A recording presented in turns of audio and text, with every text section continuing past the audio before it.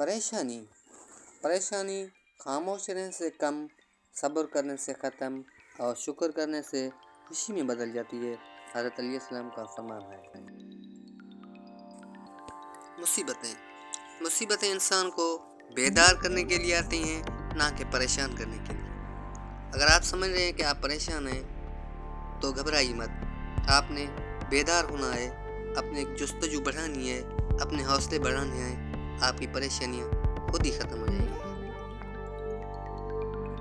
اللہ بہتر کرے گا، یہ وہ الفاظ ہیں جن سے انسان کی آدھی پریشانی دور ہو جاتی ہے۔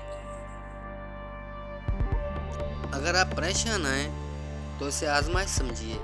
اس آزمائش اور صبر سے اللہ آپ کو اس چیز کے لیے تیار کر رہا ہے جو آپ مانگ رہے ہو۔ آزمائش اللہ کی طرف سے ایک بھیجا ہوا امتحان ہے، اور وہ امتحان انسان کو اس کی برداشت کے مطابق ہی ملتا ہے۔ جس نے صبر کیا وہ ضرور کامیاب رہا۔ ہمیشہ خوش رہا کرو، کیونکہ پریشان ہونے سے مشکل دور نہیں ہوتی بلکہ سکون بھی چلا جاتا ہے۔ پتہ ہے آپ کو پریشانی کیا ہے؟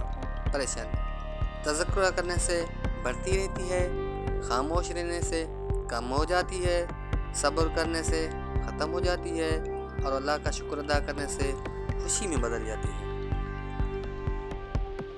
عقل مند انسان کبھی بیٹھ کر اپنی پریشانی کا رونا نہیں روتا، بلکہ بخوشی اس کے حل کی کوشش کرتا رہتا ہے۔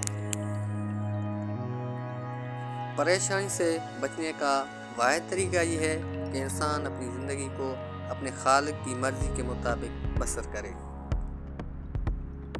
اگر کامیابی چاہتے ہو تو نمازی بن جاؤ، کیونکہ نماز کے بغیر کوئی چیز ممکن ہی نہیں۔ اگر آپ دنیا میں کامیاب ہونا چاہتے ہیں تو پہلے ناکامی کا استقبال کرنے کا حوصلہ پیدا کرو اپنے اندر۔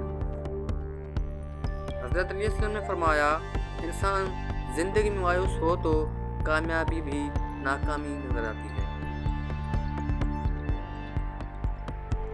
پتہ ہے آپ کو انسان کی پریشانی کی وجہ یہ ہے کہ انسان تقدیر سے بہت زیادہ اور وقت سے پہلے چاہتا ہے۔